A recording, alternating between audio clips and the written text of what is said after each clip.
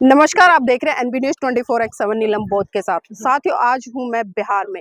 बिहार में तमाम ऐसे स्थल है जो देखने लायक हैं, ऐतिहासिक है और कहीं ना कहीं आपको ज्ञान से रूबरू कराते हैं और रूबरू कराते हैं उस इतिहास से जिस इतिहास के कारण आज भी भारत पूरे विश्व में गौरवान्वित होता है। चाहे मैं किसी की भी बात करूं, जब भी हम विदेश में जाते हैं तो हम बड़े गर्व के साथ कहते हैं कि हम बुद्ध की धरती भारत से आए हैं, क्योंकि यही वो बुद्ध की धरती है जहाँ पर बड़े बड़े विश्व स्तरीय महाविद्यालय बने, जहाँ से ज्ञान लेकर लोग बाहर गए और विदेशों में उन्होंने बहुत अच्छे तरीके से काम किया। साथियों, अभी वर्तमान में मैं हूँ नालंदा विश्वविद्यालय। जी हाँ, नालंदा विश्वविद्यालय विश्व का एक ऐसा ऐतिहासिक विश्वविद्यालय है जिसकी चर्चा आज भी होती है, और जब जब इसकी चर्चा होती है तो कहीं ना कहीं अपने आप में इतिहास चीख चीख कर बोलता है कि ये वही धरोहर है, ये वही विश्वविद्यालय है जहाँ पर विदेशों से आकर छात्र छात्राएं पढ़ते थे और तमाम तरह का ज्ञान अर्जित करते थे। तो साथ ही मैं थोड़ा सा नालंदा विश्वविद्यालय इसके बारे में आपको अवगत कराना चाहूंगी कि आखिर जो नालंदा विश्वविद्यालय है क्यों प्रसिद्ध है, इसकी क्या विशेषता है। 6ठी शताब्दी ईसा पूर्व में भगवान महावीर एवं बुद्ध के काल से ही नालंदा की ऐतिहासिकता के प्रमाण प्राप्त होते हैं। बुद्ध के परम शिष्य में से एक सारिपुत्र के जन्म एवं निर्वाण स्थल के रूप में भी इसे जाना जाता है। भगवान बुद्ध की ये धरोहर हैं। भगवान बुद्ध के ज्ञान से सराबोर ये विश्वविद्यालय और अनेकों ऐसे ही विश्वविद्यालय भगवान बुद्ध के उस ज्ञान की व्याख्या करते थे। जब भगवान बुद्ध को ज्ञान प्राप्त हुआ तो प्रथम उद्गार के रूप में उन्होंने कहा कि अनेक जाति संसारं संधा विसंग अनिविसंग गह कारक गविसंतो दुखा जाति पुनः पुनः गह कारक दिट्ठोसी पुनः गेहंग न कहासी सब्बा ते फासुका भग्गा गह कूटंग विसंखितं विसंखार गतं चित्तं तणहानं खय मज्जगा। यानी कि मैं अनेक जन्मों तक इस संसार में खोजता रहा, ढूंढता रहा, भटकता रहा और बार बार दुखों में पड़ता रहा, लेकिन हे ग्रह कारक, मैंने तुझे देख लिया है। हे घर बनाने वाली तृष्णा, मैंने तुझे पहचान लिया है। अब तू पुनः यानी दोबारा घर नहीं बना पाएगी। अब मैंने घर बनाने वाली उस तृष्णा का अंत कर दिया है, अपने चित्त को संस्कारों से मुक्त कर लिया है।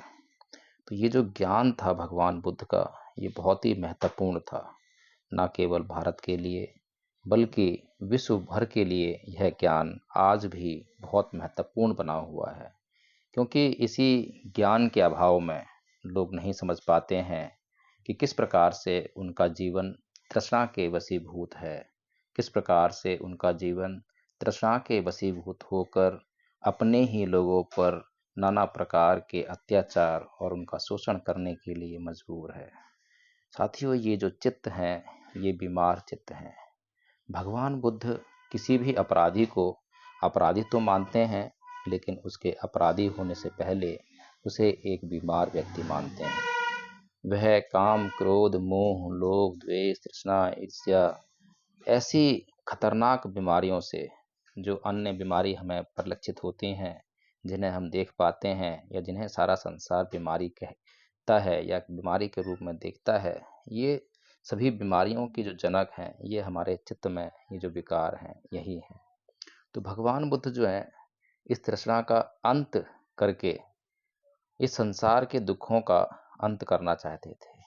उन्होंने स्वयं को इस तृष्णा से मुक्त किया और फिर उस तृष्णा का जब अंत हो गया तो उनका चित्त जो है परिशुद्ध हो गया, और चित्त के परिशुद्ध होने के बाद बाहर का जो दुश्मन है वो मिट गया। बाहर के दुश्मन के मिट जाने के बाद बाहर के संसार से मैत्री स्थापित हो गई, भीतर शांति स्थापित हो गई, भीतर करुणा और मैत्री ने जगह बना ली। और इस प्रकार से भगवान बुद्ध पूरे संसार का कल्याण करने के लिए निकल पड़े। इसीलिए इन सभी विश्वविद्यालयों में अगर मैं बात कहूँ, ये नालंदा विश्वविद्यालय है। इसके अलावा बहुत सारे बौद्ध विश्वविद्यालय भारत को मिले।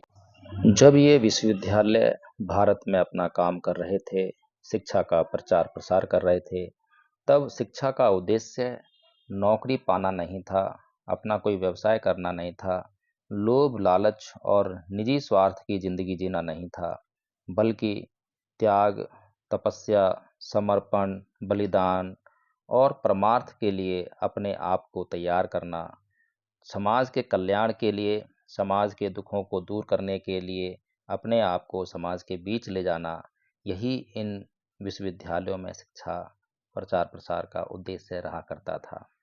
इन विश्वविद्यालयों में कोई भी छात्र जब प्रवेश लेता था तो वो चाहे किसी भी समुदाय से हो, किसी भी संप्रदाय से हो, किसी भी मतांतर से हो, लेकिन जब वह इन विश्वविद्यालयों से शिक्षा लेकर बाहर निकलता था तो वह एक बौद्ध व्यक्ति हुआ करता था।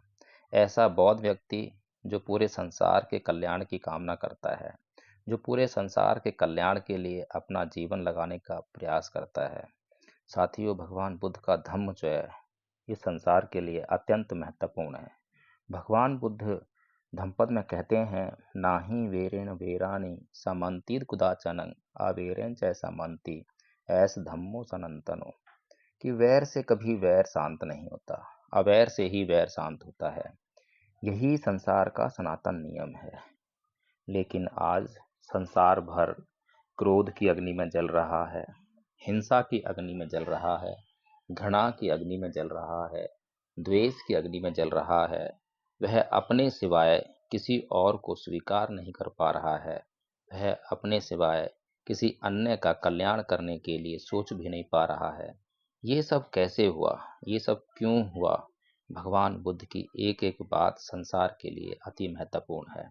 जहाँ संसार क्रोध की अग्नि में जलने के लिए मजबूर है, हिंसा की अग्नि में जलने के लिए मजबूर है, वहीं पर अगर भगवान बुद्ध की शिक्षाओं का प्रचार प्रसार होने लग जाए तो लोगों के चित्त में शांति स्थापित होने लग जाएगी।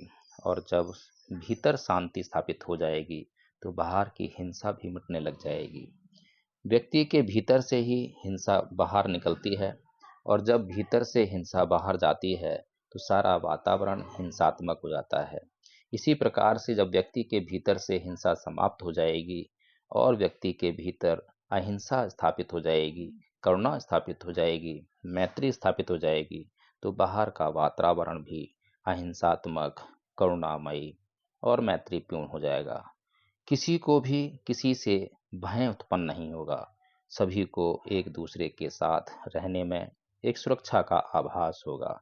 इसलिए भगवान बुद्ध का धम्म करुणामयी है, मैत्रीपूर्ण है, सबके लिए कल्याणकारी है। विश्व को आज अगर शांति चाहिए, विश्व को अगर आज सुरक्षा चाहिए, तो उसके लिए एकमात्र विकल्प भगवान बुद्ध का धम्म है। इसीलिए भगवान बुद्ध के धम्म का प्रचार प्रसार करना संसार भर के लोगों के लिए अति आवश्यक है। यदि आप भी भगवान बुद्ध के धम्म का प्रचार प्रसार करना चाहते हैं तो धम्मपद संघ से जुड़ें, धम्मपद संघ से जुड़ें। भवतु सर्वमंगलम्, भवतु सर्वमंगलम्।